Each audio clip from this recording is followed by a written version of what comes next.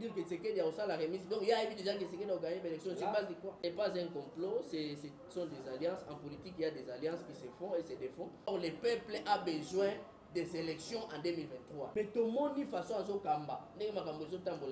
Aujourd'hui, on croit, beaucoup de gens commencent à croire que Ndeko Kabila a mieux que Tshisekedi. Avis des internautes sur Access Télévision.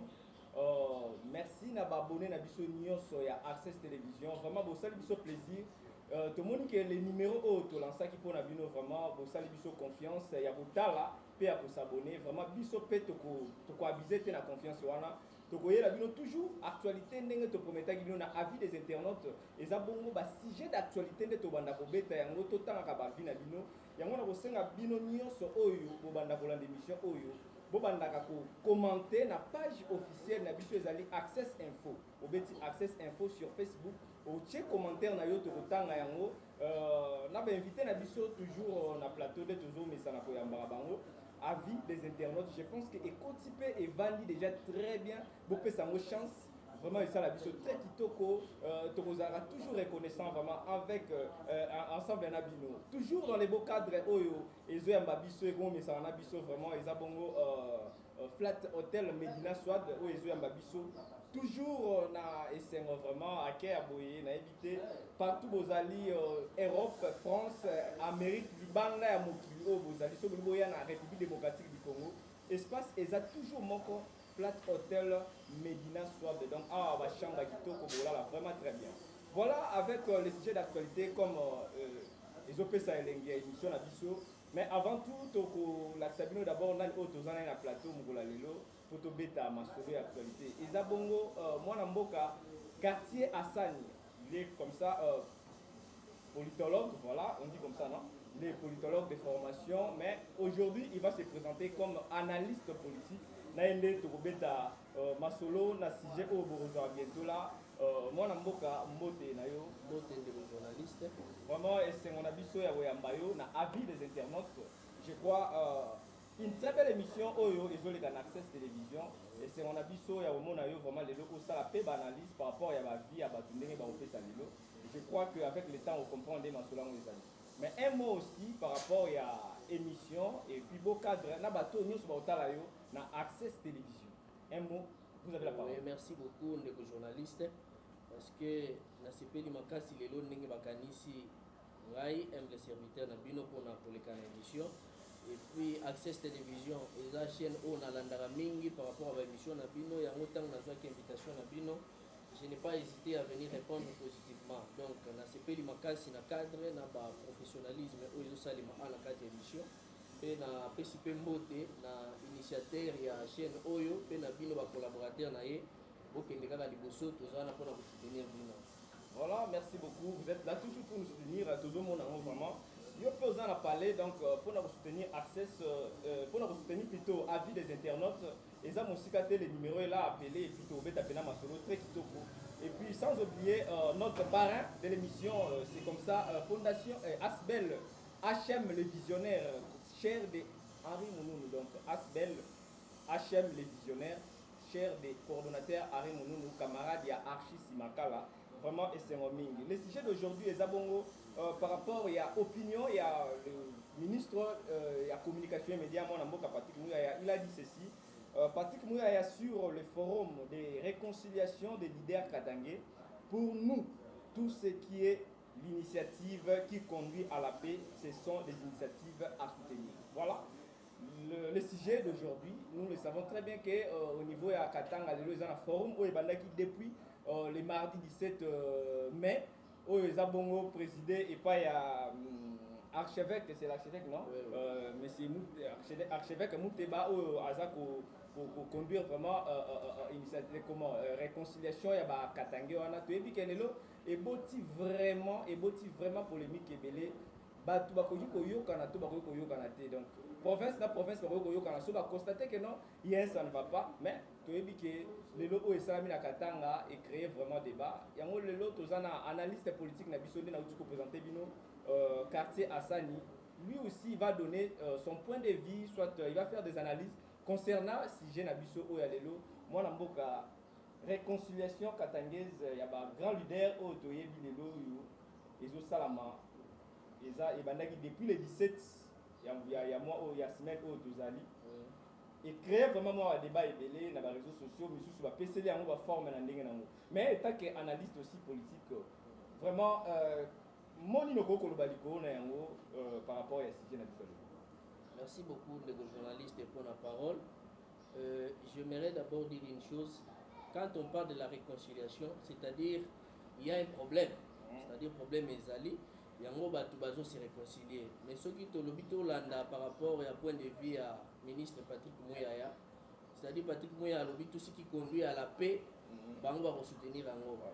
Moi je ne pense pas que kuna bitumba makasi ezali o bazo sala forum pour résoudre paix.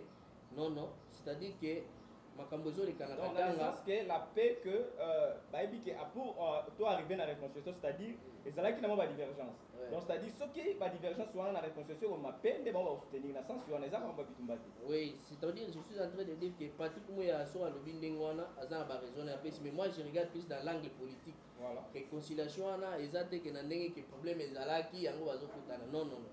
Nous sommes à la veille des élections, faut yeba que batu nyonso se préparer pour la élection et puis grand homme politique ya mboka na biso ba komi ko réfléchir déjà comment conquérir le pouvoir. Et pour cela, il faut ça va force pour que bitumba ezala makasi. Vous êtes sans ignorer que Tshisekedi aussi azana union sacrée na ye ou azo bongoma pona ba élection. Mais yango wana ozo sentir que bakatange batali tokoki kokende na ba élection oyo boité eza déjà miné, il faut tokutana. Mais là je pense que ça peut être un complot contre le pouvoir à les régimes en place alors surtout bito qui non va censurer. Non, il faut pas appeler un complot, mais c'est une stratégie pour conquérir le pouvoir. Ils ont comploté. Complot au salima pona ni. Tshisekedi aza na mandat na ye azoluka ba pesa deuxième mandat. Tandis que l'opposant bazoluka ndenge nini ba koboto le pouvoir parce que bazo mona que l'opposition n'est pas que les katanga, l'opposition eza bandu bazali Équateur bazali lorsque vous parlez opposition bazo sangana. Vous avez que non, ils ont fait ça moi image bien vraiment na censure. Oui, et ce qui est dangereux dans ces forums parce qu'au monde, il y a même des hommes politiques qui sont sacrés, mais qui sont allés participer là-bas. Pourquoi? Parce que Baza va katangé. Moi, je vois ça, on dirait ça, moi, mascarade Moroboé, ou ils ont ça, les mains. Ceux qui se quittent à faire attention, ils risquent de tomber en 2023. Parce que Bakatangé, Bamona qui le cola, qui va perdre le pouvoir na bango, et puis pouvoir na bango, de tous les moyens, il va pouvoir na bango. Alors, Bazo distraire, Bazo distraire les Tshisekedi. Vous avez dit que bazo kutana pona koluka ba stratégie pour le pouvoir ça que ya za na kata distraction ya kofinga au lieu de se préparer pour les élections. Tous ces gens là ozomona bakatangé ou baza na kata ba gouvernement na kata union sacrée, ce sont des gens qui sont allés chercher la santé financière pour la ba élection. Mais au moment porté na oye bisayo awa naza prophète de malheur te, mais na biso que avant 2023 awa union sacrée na oyo ka sous solo na ngote parce que l'FCC est en train de travailler plus. Ma force est sangana pour déstabiliser l'FCC et pour déstabiliser l'Union sacrée. L'Union sacrée au Komona qui avant ça les déstabiliser qui Joseph Kabila makasi. Joseph Kabila a gardé silence. Moïse Katumbi ayaki, Lelo Moïse Katumbi na kati Union sacrée a commis le rôle à ennemi. Mais alors, Moïse Katumbi hier azaki diable et puis Lelo oyo ba commis ko soyez comme un ange na évité. Non, pas na kati Union sacrée, na kati Union sacrée il est combattu. Mais il était là, il est parti, bon, l'Union sacrée, ils ont résisté toujours. Oui, ils ont existé, mais il y a des choses qui avant 2023, au monde a résisté à l'Union sacrée. L'Union sacrée aujourd'hui, ceux qui Moïse a zaté, ils ont sous la sous-basmate. Moïse Katumbi, ce sont des grands qui ont crédibilisé l'Union sacrée. Mais est-ce que lorsqu'on parle de Moïse Katumbi, vous savez que hier Moïse Katumbi a zaki na exil, na pouvoir et à Kabila où il va s'engager les deux. Oui. Mais on peut dire grâce à Félix Tshisekedi de l'autre, tout le monde dit que Moïse Katumbi a regagné le pays na yo. Est-ce que nous tapons vraiment aucun des sous que ça le complot contre eux, moi que vous allez bien madame. Comploté ndeko. Moi ndengozana, nous sommes dans une république, on a des droits et des devoirs. Ndenge ozana ozana kati ya mboka mboka eza obligé epesa yo musala. Soki bapesi yo musala nde oko telemela lisusu. Non non, ça c'était une manière de faire à Joseph Kabila au batu nyonso ba contestaki, asalaki mabe tout ça. Mais aujourd'hui soki Moïse, soki Tshisekedi azongisi Moïse. Moïse Andy Makababeti, nous sommes en Union sacrée. Non, quand il voit que ça ne va pas. Nous avons lu Edi Capel, or lobby que non, à la fidèle, la Félix Tshisekedi parce que lobby, il a Azalaki na prison, mais grâce à Félix Tshisekedi, tant à vie liberté naïe, à Monique, notre si na moroté au Kégovan la réconciliation. C'est son point de vue, à tout à l'intérêt naïe parce qu'il va mis sur le pouvoir. Ça dit pour Edi Capel, même si la population souffre, comme il a mis déjà la prison, à soutenir Tshisekedi. Non. nous ne sommes pas dans cette république-là. Ceux qui attaquent Tshisekedi à Saïlinga Bola Mounengenini, quand les autres ne se retrouvent pas, je suis obligé de lui dire la vérité. Moïse Katumbi a hypocrite. Ceux qui Tshisekedi a été. Moïse Katumbi a mingi dans le peuple. Ceux qui ont sala musala na yo bien, Moïse Katumbi a soutenir. Yango Botala, depuis Moïse Katumbi avec Tshisekedi, les bonnes initiatives, Moïse Katumbi soutient toujours. Lorsque Batouba Sali Mabe, Moïse Katumbi a télémini. Olanda Makamba Baram, tout ça, Moïse Katumbi a levé la main. Bamona Khaï Moutumabe, mais aujourd'hui on a levé la rampe. C'est grâce il y a Moïse Katumbi, sans sa patriotisme, Moïse Katinaï. Donc, si on qualifie Moïse Katumbi, le rôle de la complot, non. Azo s'est préparé pour conquérir le pouvoir et c'est de la bonne guerre dans la politique. Et puis, lorsqu'on parle des leaders, on voit directement Moïse Katumbi et Joseph Kabila. Oui, oui. Bon, avant, tout qui est vraiment la moi débat minimité, comme l'émission c'est la vie des internautes, nous allons lire quelques avis à l'internaute et puis aux amours après on définit un peu par rapport à la bande. Merci. Voilà, moment maintenant il y a internaute a lobby non événement Fachi sera réélu encore et IDPS va faire remise et reprise seulement avec Jésus-Christ. Vos complots est nul et sans effet. Oui, ceux qui n'ont coupé sa point de vue par rapport à Nekoana, ça c'est la folie. Quand il s'est là, moi je pense que les hommes Tshisekedi n'a pas été élu par Jésus-Christ. Tshisekedi a été élu par la population congolaise. Donc ça dit qu'on va renouveler confiance en et ça sur base de bilan il y a zolo ba kérémis reprise de ça les matés na Jésus les hommes attaquent ça si mais c'est pas commenter on a ça c'est aussi un peuple au peuple n'a pas voté donc azan a droit parce qu'il a voté il n'a pas mais il n'est pas dans la logique des choses nga lo batake Tshisekedi a la remise reprise na mutu mususu na X time à Jésus Christ pourquoi parce que Jésus Christ a dit qu'on votait Tshisekedi a la remise reprise ceux qui a perdu l'élection ceux qui a gagné l'élection a continué à pouvoir na mais a continué à passer confiance parce que là il est en train de parler au nom de tous les peuples. Wow. Il ne représente pas les peuples pour dire que Tshisekedi a la remise. Donc il y a des gens qui Tshisekedi a gagné l'élection. C'est base de quoi? Là c'est son avis et puis il y a le but que non complot a sans effet. Donc bas ça la tête ils ont sans effet. Ce n'est pas un complot, ce sont des alliances. En politique il y a des alliances qui se font et se défont. Moïse Katumbi était en alliance avec, il est en alliance avec Tshisekedi jusqu'à la preuve du contraire. Mais ce réseau s'est préparé pour annoncer la nouvelle alliance. Cela n'est pas interdit par la Constitution. Au monde aujourd'hui même, il y a des Martin Fayoul, des Mouzid qui commencent à créer d'autres alliances. Et ça, problème, les gens se préparent pour les élections. Les gens doivent quitter la distraction. Moni Batouana et Tshisekedi aujourd'hui, un sentiment. Or, le peuple a besoin des élections en 2023. Et pour arriver aux élections, les hommes qui doivent participer aux élections doivent commencer déjà à se préparer, mais à conquérir le pouvoir. C'est de la bonne guerre. Voilà, un autre internaute a dit, je me pose la question de savoir si cette scène s'est passée au Kasaï, les intellectuels de tous bords et les gnosologues de tous origines allaient réagir. Ici, on ne voit pas la balkanisation planifiée en plein pouvoir, ni confiscation du pouvoir pour les régionalistes. C'est-à-dire, je n'ai pas bien compris la question. Oui, il a dit que non, il se pose la question de savoir où est-ce que ça na Katanga lelo, ce qui est à Kassai. Mais au Kassai, ça se fait déjà. Le monsieur ici, comment il s'appelle, Denis Kambay, pourquoi ça n'a pas cet impact? C'est un homme politique aussi. Le problème, c'est quoi? L'IDPS a perdu les élections. A comme il ça na FCC que bangonde bazo banga ba élection parce que aibi na moment oyo ba il faut pas ça l'alliance pour conquérir pouvoir. Akolo il faut le monaka ta distraction. Atika ko rêver. Nous sommes à la veille des élections. Ah ndenge za boye Tshisekedi to komi ko sele kaka a organiser ba élection parce que 4 ans déjà élections na moment oyo partout il se passe mo oyo ça sera toujours avec en 2023 il y aura bel et bien les élections. Oui, alors il n'est pas interdit na bato ba kutana. De la même manière, Bakassin va kutana, Maniemi va kutana. Moi je suis Maniemi aussi au Maniemi aussi des hommes politiques. Au baso kutana kutana ndena ko réfléchir na ndenge ya ba province kuna ndenge ba osala ba élection na bango. Donc ceux qui ba politiciens ba kutani ngana zo mona problème te mais je te dis que on a fait bientôt là ba parti mususu ba osala pe ba alliance na bango et ko continuer. Donc c'est loko oyo ba tino se faut ba landa pour que ba préparer l'élection ba zala na loko ya représenter la province pas économique comme ça n'a pas na bango est-ce que aux hommes na te que non toujours même moi tribalisme moko bozo lingeya na forme non na lobi na province par province te d'abord eloko basali na Katanga non seulement on a eu la réalité politique, ils ont bombardé na sima biloko wana. Mais si vous so Hollandi bango bien, c'est-à-dire que va sentir que province na bango katanga, ba richesse eza makasi mais la population katangaise n'en profite pas. C'est-à-dire il faut bango ba leader ou population et ça bango confiance, ba kutana ba sangana pour que prochaine élection ezoya ba pesa na confiance à voter baninga na bango ba développer province na bango. Ce n'est pas mal si les maniemiens s'unissent pour faire développer les manièmes.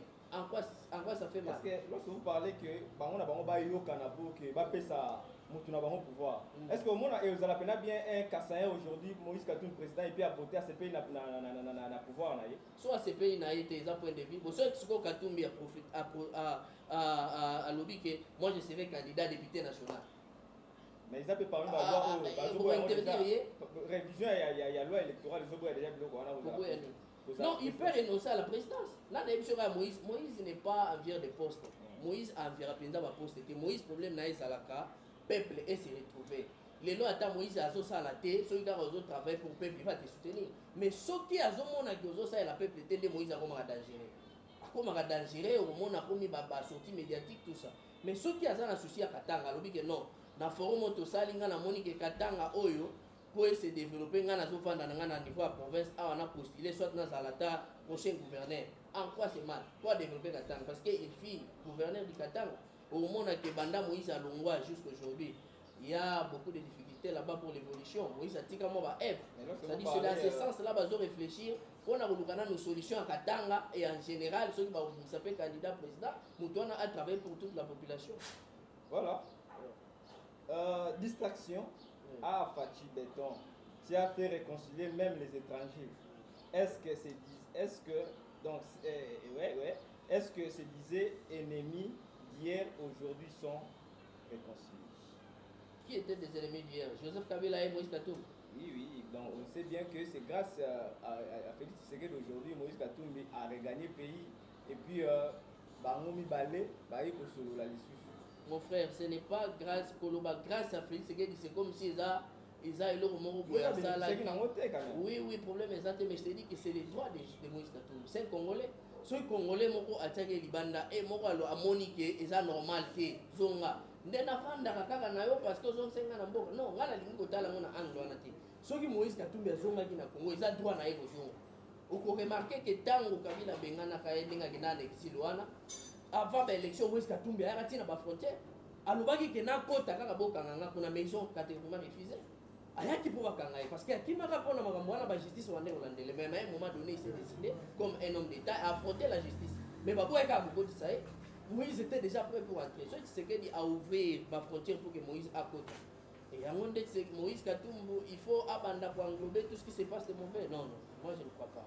Voilà, les fonds communs pour sauver la République démocratique du Congo a commencé. Ouais. Fonds communs, oui. Des alliances commencent déjà à se faire. Pourquoi? Pour les pouvoirs. Est-ce que FCC vraiment aujourd'hui, après il y a ce support à sauver vraiment pays aux deux années, FCC? Les journalistes n'ont que ceux qui FCC tirent le hasard à la pouvoir, peut-être que tout le monde a dit que diable à mais comme Dieu est juste, Zambé a créé une alternance aux autres. Population et l'imam qui peut choisir mon parce que moi je suis d'avis à bateau et bandi marabokonzi président Félix Tshisekedi depuis le début. Moi je suis d'abord un serviteur de Dieu. J'ai participé aux élections et je sais que Félix Tshisekedi n'a pas totalement gagné les élections. C'est M. Fayoum qui a gagné les élections, ça c'est selon moi. Alors ceux qui les longs de Tshisekedi dans Kamba Bokonzi tout pesier, tout ndimi quand même malgré tout ce qui est passé à Kamba Biso, mais tout le monde façon à Kamba. Aujourd'hui, on croit, beaucoup de gens commencent à croire que Ndeko Kabila a mieux que Tshisekedi. Hollanda, j'ai suivi d'un homme de Dieu aujourd'hui. Azolobake, Ponaye, Azakatignon Sacré, mais Azoloba Ponaye, mieux vaut Kabila que Tshisekedi. C'est-à-dire que tu faut comprendre que Kabila n'était pas le diable qu'on voulait présenter. Yango, il y a un adage où mieux vaut un diable qu'on a connu qu'un âge qu'on a pas connu. Voilà ce qu'il fait aujourd'hui. Il avait l'appui du peuple congolais, pourquoi? Parce qu'il était opposant. Mais il a décidé tout le monde. Donc, on va réclamer Kabila aujourd'hui. C'est par l'incompétence de l'UDPS. Un de vos journalistes. Donc, 32 ans, il y a opposition, incompétence. C'est parce qu'il est bien formé, il y a gaz de salaire à la mission. Encourager ces forums, c'est appuyer les régionalismes qui n'a rien de différent avec le tribalisme. Vous savez, Babylone, les abattoirs, moi, Biloko Moko, l'habitude à peuple congolais. Aujourd'hui, le peuple a besoin de bien-être. Aujourd'hui, bato ba okiko sangana. Bato bazo sangana kuno bazo soupçonner wana. Moni ko banga nyoso ko tina ide pesa. Kaka ndenge ba moni Moïse Katumbi na Jeannette Kabila. Avec que Jeannette Kabila aza il passe à Joseph Kabila. Ça dit que Jeannette ezaka Moïse na Joseph Kabila. À cause de deux grandes personnalités basangani, bien bosiliki. Mais Union Sacrée composée de combien de Kasaï? Aujourd'hui, Félix a combien de Kasaï autour de lui? Plusieurs. Mais Kabila kaka na Moïse kusangana tala ndenge kubanga comme kokota. Batika kubanga ba se préparer pour les élections. Ba se préparer pour les élections. Kabuya na sekedi bakutana kati. Ba bato nyoso bazana kati nyoso akwana bakasa bakutana kati basola kati. Mais pourquoi vous avez un tribalisme? Aujourd'hui, presque toutes les institutions du pays sont dirigées par les Kasaïs. Pourquoi vous avez un autre? Yango eza tribalisme. D'ailleurs, c'est ce qui est pire. Yo zo diriger mboka mais tu ne sais pas faire la part des choses. Yo il faut aller exemplaire. Ce qui au moins à tabilo comme Gosangana, c'est par rapport au dire de Félix Sekedi. On remarque ta magina na Kasai ba discours à Tenaka. C'est-à-dire lui-même n'est pas réconciliateur. Biloko et Salemi Lelo, c'était d'ailleurs Félix Sekedi qui devait faire une réconciliation nationale. Yenengaki a initié concertation nationale de Joseph Kabila dans ça. Pour la commémoration batu nyonso base à l'ensemble batika ba biloko. Mais quand lui-même président de la République commence déjà avec des propos tribaux. Et ça problème parce que il n'y a pas de mauvaises troupes, il n'y a que mauvais chefs. Quand le président donne déjà à soutenir déjà le tribalisme, au moment où il normal. Mais je te dis que ce n'est pas du tribalisme, c'est d'abord une guerre, ça va alliance pour conquérir le pouvoir. Donc ce qui peut Équateur peut aller basangai na bango bayokana entre bango bino pe kuna na maniema boyokani donc ça dépend de l'objectif. Nazolo bateke ko sangana ba province chaque province ba sangana pour na osala non. Wana baza ba grand homme politique le aujourd'hui Moïse Katumbi c'est un candidat oyo batu ba yebike abangisa bango nyos. Joseph Kabila Kolanda ndenge makomozo kendele on dirait a Rosala présidente so a décidé que a postulé. Il y a déjà des mécanismes qui sont prêts pour empêcher. Pour sa sécurité. Il faut ça l'alliance d'un moteur européen, c'est confiance. S'il a choisi son frère, dit ça. Au Joseph Kabila au Sangana Katangete. So a Monika Sangana Gina Kasaye, Kasaye on a sécurisé, Pensa, a se sentir à l'est. A Monika Ndekonanga propre à soutenir, à sécuriser un malade. En quoi c'est mal? Mais vous avez un bloc patriotique qui va connu au Pisara Maï, mais qui te dit que c'est déjà fini? Peut-être sur Basangana, il y aura peut-être Fayoulou, Tom, Musito, Père, corriger nos bancs. Parce que l'objectif ici, c'est de faire partie de Seged. C'est ça la logique des choses. Tout c'est de faire partie Non, de faire partie de Seged. Oui, c'est ça la logique. Parce que c'est un monsieur dangereux. Azo me pays na kati, azo me pays na zela o population zo comprendre. C'est-à-dire que batu nyonso wana o bazo mona que Seged des fois que na 2023, ba kosangana na batu wana. Parce qu'aujourd'hui Moïse Katumbi na Kabila va se réunir. Je ne vois pas que Fayoulou a la face na bango. Il sera plus obligé de faire des concessions. Même Kamere dans la carte Union Sacrée. Si vous avez un silence dans la carte INC, je ne suis pas de l'INC, mais je sais que Kamere wana soko tali lenga sala la politique na ye a lingra penda ko dribbler mingité. Kamere c'est un caméléon, un caméléon, tu ne sais pas ce qui va arriver avant 2023. Il y a dans Union Sacrée. À ça la carte Union Sacrée, Moïse aussi dans la carte Union Sacrée. Moïse dans Union Sacrée. À ça il a des ministres. Qui a plus de ministres à l'Union Sacrée que Moïse? Et comme ok, lui il est là, il n'a jamais bateau babima lui bango baza babima officiellement, mais Moïse Katumbi est toujours dans l'Union Sacrée. À ça la carte Union Sacrée, ils ont continué à soutenir œuvre chef de l'État, mais là où il y a les mal, ils condamnent, c'est tout. Et d'ailleurs c'est ça ce qui devait être la guerre de tout le monde. Ceux qui ont moni mabé, attends la carte Union Sacrée, au Gobetara Mabo côté.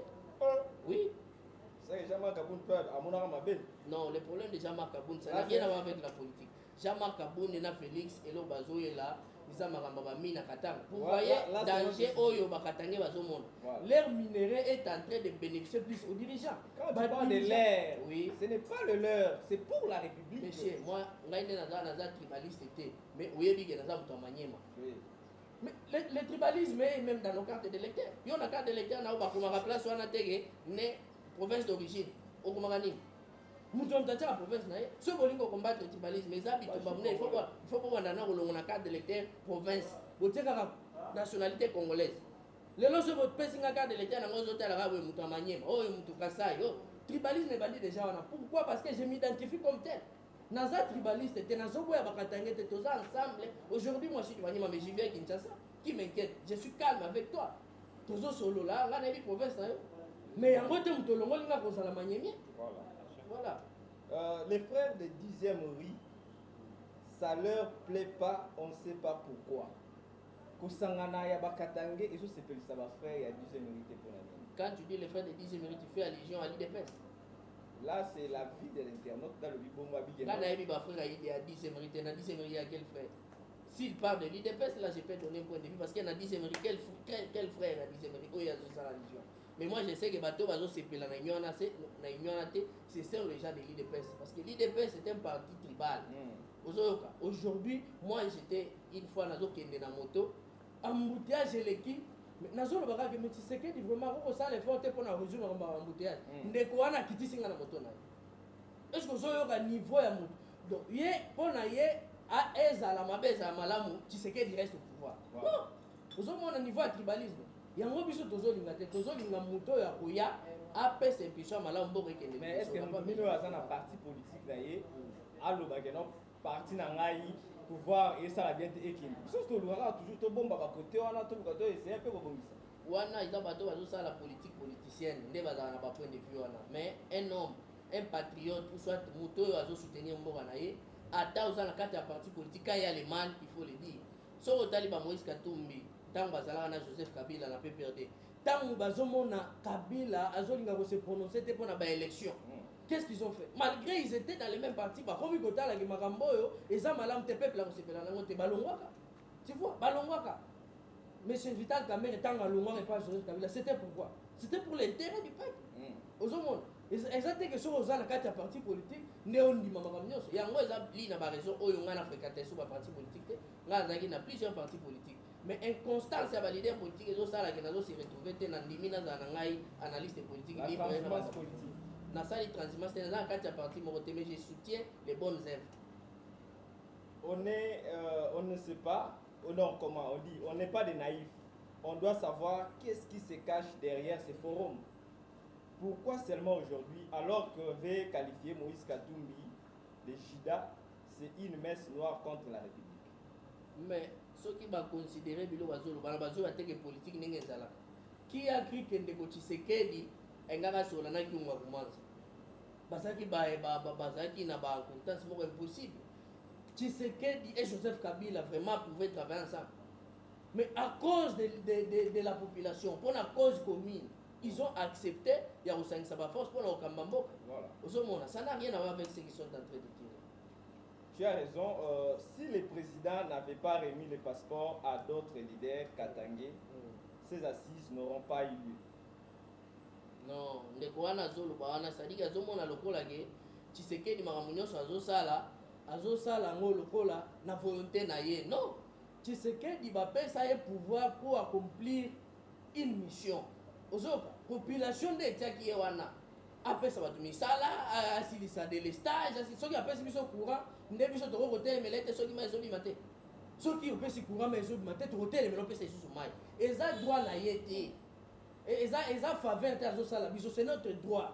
Ozoka eza droit na biso oyo tozoréclame epa na ye bachaine lelo bazosilisa baklasse misala eza te soki bazoréclame misala eke yo ozwi mosala okolobela lisusu baninga na yo te.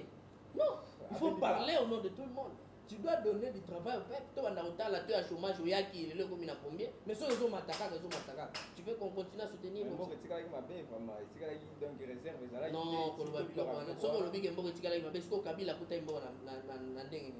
Kabila a trouvé ces pays où il y a la population. Mais ceux qui ont babota meeting les lois qui sont 18 ans, bazana on a droit à consommation donc il faut quand même le temps pour que ça ne c'est pas un problème d'état. Il y a bilon musu se senga temps. Quand tu as une vision, il faut avoir les projets de long terme, à court terme, long terme et moyen terme. Mais tu sais que depuis qu'il est au pouvoir, il a initié combien de projets? Qu'est-ce qui a réussi? Rien n'est réussi.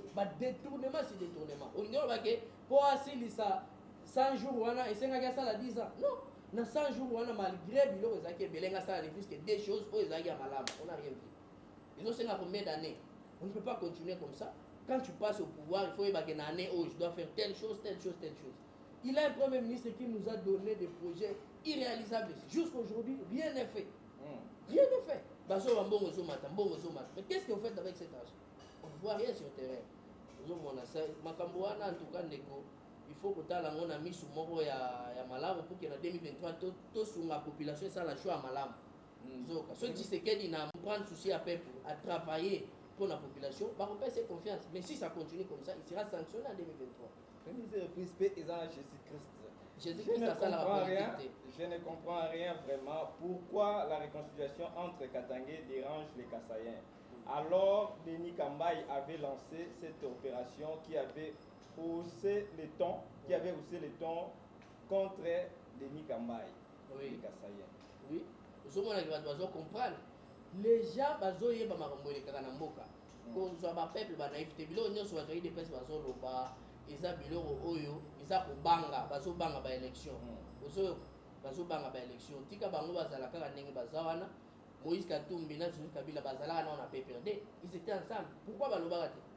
Parce que Moïse Katumbi bazala na on a PPRD il azaki na Joseph Kabila bandakala ezaki tribalisme soki bakabo lelo balingi bazonga le tribalisme non parce que oyo za les ans de réconciliation et dans la COANA réconciliation Joseph Kabila na Moïse Katumbi Moïse a ça l'alliance na Joseph Kabila, c'est ça la vraie vérité en Rwanda.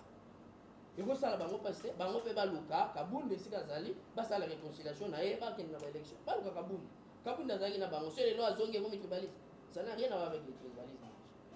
Demande qui sera le candidat commun de la réconciliation katangaise. L'avenir vous donnera raison, mais moi je peux vous affirmer ici que Ndeko Moïse Katumbi reste un candidat incontournable. Un candidat incontournable parce que Joseph Kabila il n'a pas besoin de se présenter même comme candidat. Lui, il a plus besoin de sa sécurité. Ce qui est comme qui va imposer Joseph Kabila Zalaka candidat, soit il peut se choisir même Olive Lembe aussi à cause de la candidat. Moïse Katumbi, avec toutes ses ambitions, va se réconcilier et puis on voit encore Olive Lembe, Moïse Katumbi a soutenu. Non, on a pas si qu'après de mener, que non, on a ramené Moïse Katumbi a un candidat. C'est lui qui. Donc tous ces gens-là vont soutenir Moïse Katumbi. Parce que c'est lui qui porte une vision forte. Si je comprends bien, ceux qui. Joseph Kabila comité na niveau ça la recours il y a réconciliation c'est que amoni na FCC entourage na et ça na mutu moko juste pour représenter valablement la élection non aujourd'hui kolobandeng wana tête de rejoindre parce que aujourd'hui na carte FCC tout celui qui peut se présenter candidat en 2023 pour battre etc. Mais Chadari azora na analyse nanga Chadari azora ba voix belé pour na ba élection passée. Il y a une autre CENI papa. Non wana ba papa moni biloko wana la CENI n'est pas au-dessus des lois. Voilà. Ozoka. Eloko wana ndezo sala ke mboka na biso etambola liboso te ndeto za botoke na ba élection ngai na bandeko nanga toke ko voter mutu tel CENI a proclamé mutu mususu to soutenir kaka. Non. J'ai mon point de vue, on a yebi, j'ai na tambola na monake, Tshisekedi n'a pas gagné les élections, c'est mon droit. Net il a circonscription place, na votage, j'étais témoin des candidats là-bas, Tshisekedi n'a pas gagné là-bas. So landi partout, il n'a pas gagné. Autre Hollanda débat ça qui n'a parlement A. La Cour constitutionnelle. Il y a mon Azaki n'a pas doute pour l'élection 2018. La Cour constitutionnelle qui intérime les résultats. Azaki n'a pas doute. Tu vois, c'est-à-dire qu'il y avait eu des problèmes. Oh, il s'allait maka, il a eu alliance, il s'allait maka. Rolanda tande ko kabuya. Alobaka makambwana na babilo na bango basalaka. Alobaka ke ndeko Kabila atalaki na classe politique ayeko pona ndeko Félix Tshisekedi. Pona kabuya, Kabila pesaka ko pesa ndeko Félix pouvoir. Tu vois? Comment on a eu le week-end au Nyos Baocha en 2023. Aujourd'hui par rapport au bilan de Félix Tshisekedi. Tshisekedi a Rubundana. Tout celui qui se présentera candidat, il va se battre. Mais la population maintenant va là, nani o bako pesa confiance. Classe politique comme représentera la population, bazo sangana déjà pour le leader moro oyo, azana vision, pe oyo, aza crédible par population. Pour que la population quand vous voter, yango monde bazo sangana na muto oyo azana no populaire Moïse Katumbi, il a des moyens pour la élection parce que les élections demandent les moyens, la campagne tout ça. Nde bazokende na sima Moïse Katumbi parce que yende aza candidat oyo azobangisa partout. Tshisekedi n'a pas peur de Fayulu, de Muzito pour le moment, il a peur de Moïse Katumbi. Aujourd'hui Moïse on les a ba via ba y a peut-être rôle par exemple IDPS il y a des militants il y a pas tout les sur le mesa via il y a chef de l'état par rapport à la candidature il y a Moïse Katumbi par rapport à la candidature à Moïse Katumbi on a vu qu'au niveau de l'IDPS bazobanga ne Moïse Katumbi c'est lui qui fait peur bazobanga Fayulu te bazobanga Moïse te parce que ceux qui Fayulu atteint au votare en 2018 c'était parce que les Moïse les Bemba étaient bandés pour soutenir ne basala que Fayulu a gagné et puis aujourd'hui Moutoua a gagné na ba point be lokola Fayulu na Congo ya basala ka susta ozo ngana ndimi na loba vérité ndenge wana ole banda kokosa ngata mwana nanga batuni na classe na 2018 nana bimaki président na oyebise comment diseke zwa 0 mekota lolo ndima zwa 0 mekota lolo nzambe bi lobaki bosolo le banda ko bata mana c'est pour cela je suis en train d'interpeller même les hommes de Dieu ozo mona basali nzambe il faut basunga ba Congo oyo bango bayebi makambo ndenge elekaka na baélection même les journalistes que vous êtes bokendaka na bokenda otande baélection se déroula boyebaka bato nini baganya mais pourquoi vous ne dites pas ceux qui coup constitutionnel mais ce n'est pas ceux qui seni les organes devons aider ces pays quand tu as la vérité nga nayebisaki yo awa ke baélection nyonso oti oleka awa Kabila na 2000 je crois 2000 oyo akenda na ndiko 2011 na baélection ya 2011 je crois au moins que Tshisekedi a gagné l'élection. Oui, Tshisekedi a gagné ces élections. Bato yede passe wande ko lobangote. C'était un problème. Mais cour constitutionnel et tel que Joseph Kabila, c'est ni et proclamé Joseph Kabila mais il dépêche bango ba boye ba bigé Tshisekedi a gagné, Tshisekedi a même prêté serment. Pourquoi? Parce qu'il était sûr de ses résultats. Aux hommes, biso photo et d'arabatouana parce que tu es la vérité. Ta conscience est yebi mutuni a gagné. Moi je peux passer là. C'est ni a proclamé bilo on a cour constitutionnel a proclamé bilo on a pour soutenir mais tout en restant dans la logique que ce n'est pas lui qui a gagné mais la cour a proclamé. Lorsqu'aujourd'hui Martin Fayulu a zobé la vérité des urnes. Ouais. Et tu as encore peut-être que slogan vérité des urnes mais en réalité tout le monde sait que non c'est le président Tshisekedi qui est en place. Pas de problème batuana o bazo za pouvoir na makasi. Tout le monde va pouvoir na makasi mais biso il faut tout soutenir bato bagani biso to jusqu'à aujourd'hui nous avons pouvoir na makasi azati. Non, quand tu n'es pas élu président de la République, mais on te voit en train d'exercer des fonctions. Aujourd'hui, on a ma casse. Parce que l'élection n'est pas ça pouvoir dans l'élection. Aux élections, tu as échoué. Mais comment tu te retrouves net dans le Parlement? Il y a beaucoup de députés qui ont été nommés. Comment tu te retrouves là-bas? Parce que tu as pouvoir dans ma casse, alors qu'il y a des gens, la population, et puis si on confiance, ils vont vendre, bino bokei, bâtir bino, bokei ou vendre. Et ça, pour pouvoir dans ma casse. Donc, les lots, on a fait la monique, non, vérité, Moreza, Nazu HK, il faut dire à la population la vérité. Il faut aider à dire la vérité au peuple congolais. Si tu es sûr de ta source. Aux Anani pour le Babo. Aux Anani. Donc, ce pays appartient à qui? Le pays nous appartient. Tout ce qui est un point de vue à donner dans ce pays. Donc, selon toi, oui.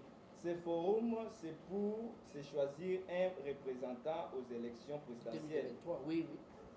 Je confirme cette information, c'est ça. Parce que la politique est très compliquée. Les politiciens ne font pas ce qu'ils disent et ne disent pas ce qu'ils font. Et là, ce qui se fait là, c'est sont préparés 2023. Et nous avons conseillé que les presse va continuer à se préparer, va déjà se préparer, va loin la distraction. Parce que Marambo est grave. Tout le monde a vu sur l'élection, tout le monde a années passées. Parce que le peuple congolais est déjà vu. Va comprendre déjà cette fois-ci on peut voter yende à diriger Mboka. On ne peut pas accepter des bêtises à niveau. Cette fois-ci il faut tout zonga. Oleki kuna. Et si nous allons marcher. Nous allons combattre bilo rwana nyoswana. Il faut bateau ba diriger biso ba utaka na peuple. Nous sommes en Mboka jour kende liboso parce que nous sommes dirigés par beaucoup de gens qui ne sont pas l'émanation du peuple congolais. Ozoka. Ils ont créé ils ont bien mal acquis, ils ont pouvoir mal acquis. C'est une malédiction, ça les notes. Mais quand nous recevons quelqu'un qui vient du peuple, au peuple peut ses pouvoirs, tu verras que Moutouana a travaillé dans la conscience, parce que le peuple, il a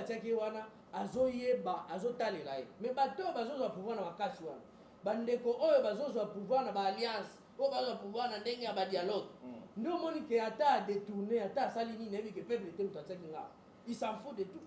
Et alors, aujourd'hui, nous avons la réconciliation katangaise et quoi aboutir, bon, si tout va bien et puis si candidat commun, alors que Awa, on a bloc patriotique, on va aussi consensus, c'est ça la c'est-à-dire va vendre autour d'une table pour bas solo là, ma solo oyo et ma biso na ba dialogue, tu es bien le ba répartition à dialogue n'engeza là. Oui. Aux hommes on a été que non retombé à katanga ngo pe za nango sans succès alors. C'est ça que non, et à même biso na dialogue, le président Tshisekedi doit rester là et puis tu es bien pour ça pour que tu organiser l'élection dengue bloc patriotique aussi.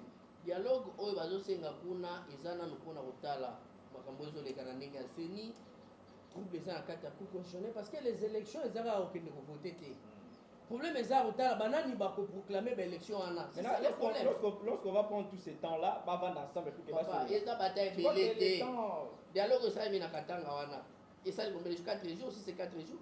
Pona recréer dialogue wana pona kotia ordre na kati ya seni na kati ya cour constitutionnel bombe biso et moi. Même une semaine on peut terminer. Banda kosenga dialogue wana bandi lelo te. FCC senga dialogue wana to vanda to solola. Mais ils ont débauché les gens de l'FCC qui ont nommé bango na CENI. Pourquoi au lieu de créer un dialogue, bon, sa confiance va organiser l'élection. Vous voyez déjà que les gens commencent à préparer la tricherie avant la course. Il y a un moment où il faut opposition dans la makasi, basa la balance à makasi pour que à ta tricherie aux salles. Nous devons constater que réellement tricherie aux salles. Mais ceux qui sont à l'ordre dispersé, au moment où tu as une difficulté, tu as gagné les Joseph Kabila à la Rabiso. Joseph Kabila bandait pour régner, pourquoi? Parce qu'il divisait les opposants. A divisé bango bokei ceux qui 40 candidats, bokaboli bavoie, hier Azos en a 46%. Or sur 100 46, il n'est pas chef de l'État. Mais Kabila bandait on les prendre dans la stratégie. Aujourd'hui les politiciens balingi sur bureau wana te balingi penza ceux qui bon aux élections hier deux candidats monga makasi. Tshisekedi awa, Moïse awa, ba Fayulu banini te bike no là c'est baza pina na force makasi par rapport à bitumba ya Moïse Katumbi na Tshisekedi. Non, Fayulu a qui wana parce que Moïse n'a pas bemba bazaki na simana et aujourd'hui ces gens-là ne sont pas là. Fayulu ne représente plus rien aujourd'hui face à Moïse. Il ne représente rien. Mais l'opposition on peut avoir comme des gens bilinga Moïse tu peux déjà attirer pas. Les gens bilinga te papa za ba alliance. Na iso za ba alliance mutuna mutauta la côté intérêt na ezali. Uzomona ndeko muzitu na Fayulu to eba ikaki ba usuka na okabwana. Parce que ezaki vraiment na avenir te. Parce que je savais que aujourd'hui il faut alliance à makasi etali mapona kotala sikoyo banani o ba représenter biso mes politiciens faut se retrouver na kati wana nde azotala kotena okende mbisi alanda esika mai etola nde ba politicien baza voilà mai etola so moni ba Bochab pourquoi Bochab est-ce que vraiment quelqu'un comme Bochab devait quitter l'FCC pour l'Union sacrée pour chercher encore quoi? Mais comme baza batoyo bazolanda les politiciens baluka ba intérêt na bango bazoke Balambert Mende, qu'est-ce que Joseph Kabila n'a pas fait de Balambert Mende? Mais aujourd'hui il se retrouve à l'Union sacrée azoluka nous il cherche le pouvoir côté na regérer eux au pexamote ba ke le pouvoir façon nyoso ya komonela ke na au pouvoir tika ya ke l'essentiel to gagner na ba élection oyo population de voter bango voilà selon ba analyse na to comprendre à vie internet sur le bi les Katanga fait peur. Le Katanga fait peur, ngai na logique wana penza nazo reconnaître ngote mais on a roboloba que ba personnalité oyo bauti na Katanga oyo baza comme origine Katanga ndi bazo faire peur. Ozoka comme Moïse Katumbi aza Katangais, ndi mutazo bangisa ce n'est pas les Katanga qui fait peur, mais ce sont les personnalités d'origine katangaise qui font peur. Moi je suis des Bandundu, mais je vois aucun problème sur les réconciliations. Et voilà. Pourquoi les Kassaïens sont devenus mal à l'aise? Ils sont mal à l'aise parce qu'ils ont peur de perdre le pouvoir, alors que le pouvoir n'appartient pas seulement aux Kassaïens. Yangwana bangonde bazo prôner tribalisme. Ce sont les Kassaïens dans la lelo niveau tribalisme. Comme mon frère, toujours va na Kinshasa, nous sommes mon année ni mboka et comme donc to rolo bali sous-souté. Non. Non, les chefs de l'État devaient travailler dessus, mais on ne voit rien dans ce sens-là. Lui-même aussi, on l'a amené dans ces jeux-là. On sait la déclaration, ils ont d'une manière tribale, des choses comme ça. Or, les Bilo, chef de l'État, il faut réfléchir, dans la concertation nationale, Batouba se réconcilier. Batouba s'engagera pour le développement. Mais tant qu'il y a à côté des gens logique, tant que tu as des personnes qui ont logique, mais bango de bazo sala na bango za tribalisme te biloko na biso tolingia ngote nous notre problème c'est les élections en 2023. Voilà, le problème c'est les élections en 2023. Les bonnes choses ne durent jamais, donc dans la pena masolo aboye babi soki batu famille na famille sangani et comment créer problème.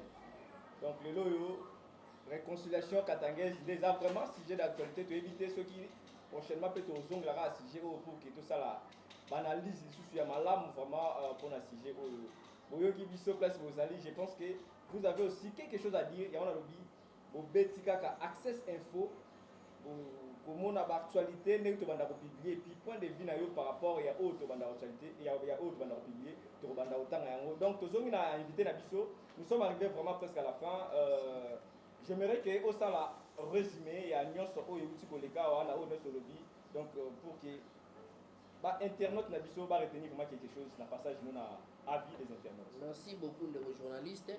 Oyo nayaki kolobela lelo ezalaki par rapport à sujet tobande ko débattre pour na forum ozoleka na Katanga. Alors nalingaki na faire comprendre population que réconciliation de ça les makuna ça n'a rien à voir avec le tribalisme. Ezakaka makambo eza politique. Mingi faut otala mona angle politique parce que les politiciens bazotala mona angle on mona gamba la moko politique les ça les makuna sont des alliances ou ils ça les pour préparer les élections de 2023. Ça n'a rien à voir avec le tribalisme. La population pose à la vigilance. Bon, on a déjà la leader nini oyo ba ko représenter bino cette fois-ci en 2023. Oh bino bo pesi bango pouvoir.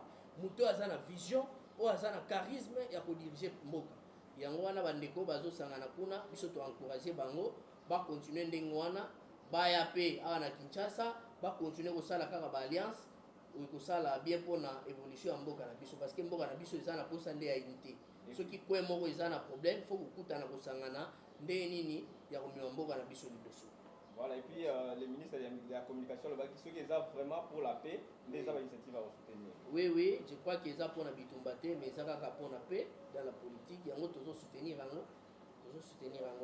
Et moi aussi, par rapport à Hollande, on a Access Télévision. Oui, oui, merci beaucoup. Cette fois-ci, parce que ça fait longtemps que les personnes sur la chaîne de télévision, mais cette fois-ci, nous sommes vraiment avec force pour parler plus de la politique. Puis, nous avons une émission, cadre ici, merci pour l'accueil au Bossalingai. Vraiment, nous avons la population, surtout dans la Tchangou, nous sommes ici, nous avons biso. Vraiment, nous avons la population, bandeko aux États-Unis, maître Camille, tout ça, nous avons makasi. Nous avons continué Bitumba, nous avons la mboka na biso.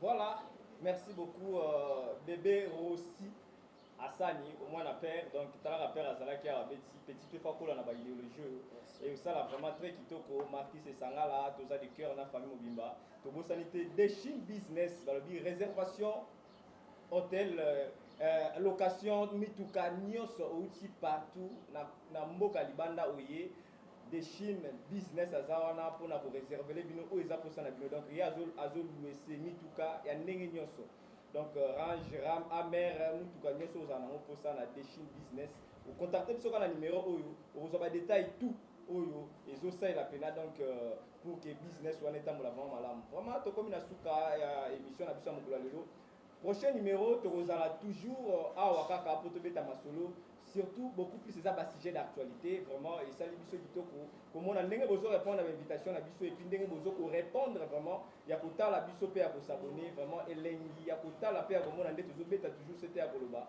bo simba pena mwana o avis des internautes makasi bo simba bien bo tamusi na éducation na bino et ça la biso pena très kitoko ngai na bino to kutani na mbala ya sima pour que to beta sous ma solo ya politique que la paix quitte nos esprits le Seigneur continuera toujours à bénir